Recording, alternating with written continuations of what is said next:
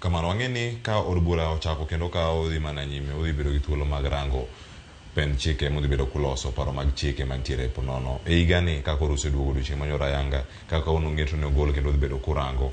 Pono nyakoro moge jwang' ni gin to gin weche mage mantiere nyimu kar ka modhi bedo ka urango kendo nyalo bedo kumiyo pek. E diere ka maber wantie gi wechego mag loso budget, jo kanyo ka osebedo approved mano gi cabinet, mano budget maromo $4.2 e kind gik mamoko manya bedo ka siro kata bero ngima dhano. Bills gi nyalo bedo ni gin mag mapono ni sewinjo minyalo lieki ni dhi bedo ka warango ka wachomo kaka higa medo sudo.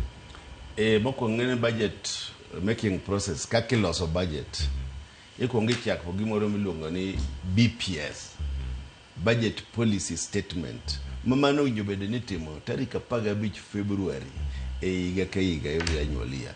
Tiende ni wigi ni tarik 15 ka mabiro mbele kani owinjo bed ni wasechako nono ni to ang'o ma idhi ketnwa e budget. Makoro dhi bedo chieng' Ngeso, koro nyaka juma manyien tich ariyo midhi chak ng'iyo go gigi. To ing'eny gigi bedo ga generated gi executive kato koko bire committee mag parliament. Like kaka koro an education committee, budget mar education dhi biro nwa to wang'iyo kaka jo education committee ni pesa di oket kanye makoro kodhi orew gi te to dhi bedo 4.2 trillion. Koro ma e gima wadhi kuongo chako go house business BPS. Kia BPS ni koko biro tero wa budget. Ting'enyi gine mokalo parliament kane pok wadhi recess ne okwatie ko ginado ko report magi gik mabende dhi biro e mbele waka. Gima kendo licha ahinya nyocha neno kwadhi Naivasha. Kane wadhi Naivasha nitie gik mane wadhi loso Naivasha.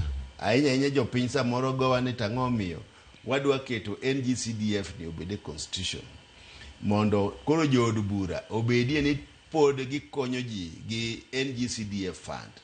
Mae mane wadhi loso Naivasha. Makoro kwa duogo sani tidhi kete constitution mondo jopiny oyud lokruok gi konyruok. Jomoko wacho ni ok en gima ber, an anyalo wacho ni nyaka na dhi e od bura Kibra wasetiyo gi NGCDF no maber, waseloso go skunde, wasegedo go, wasetimo renovation, waseng'iewo buses, wasechulo basari madhi 60 kaka wang' ni adwa dhi miyo jo Kibra ka basari obiro wadhi kone jo Kibra jo board mar NGCDF machiwo basari wadhi kone gi ni gimi jogo 60 million basari.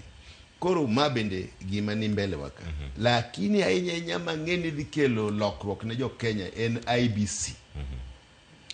Nikech ka IBC ok wakalo to election ok nyal bedo.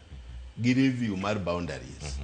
Koro magi achiel kuon gigo ma pare ni mbele waka madongo mwadhi timo e chenro mwadhi chako. Erokamano ahinya. Ang'eni weche thoth mantiere kaka Onyango Stephen wacho ni ntiere kaka Nyachuria wacho ni mos na mheshimiwa Pitorero Moses Owira aneno makara ahinya. Nyar John wacho ni ndwa ntiere dala kono Ramogi umora ahinya. Erokamano. Mondi Tobit ka ntiere neno makare ka ntiere Wichlum Beach Bondo waselemo ne baba koro rit mana kuche kik mai kendo.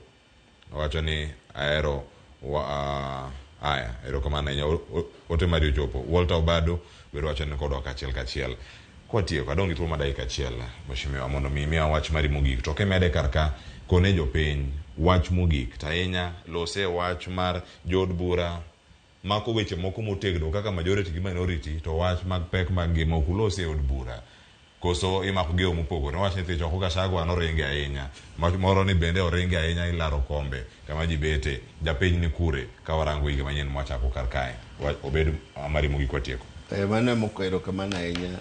Emomiyo wacho ni wach mwadwa kelo NGCDF no en mar konyo jopiny kaka nyithindo owinjo dhi skul maber kendo mbele kanya wacho ni kwa bedo majority to wadhi keto budget maduoko prices commodities odok piny mondo kik jopiny thagre ahinya.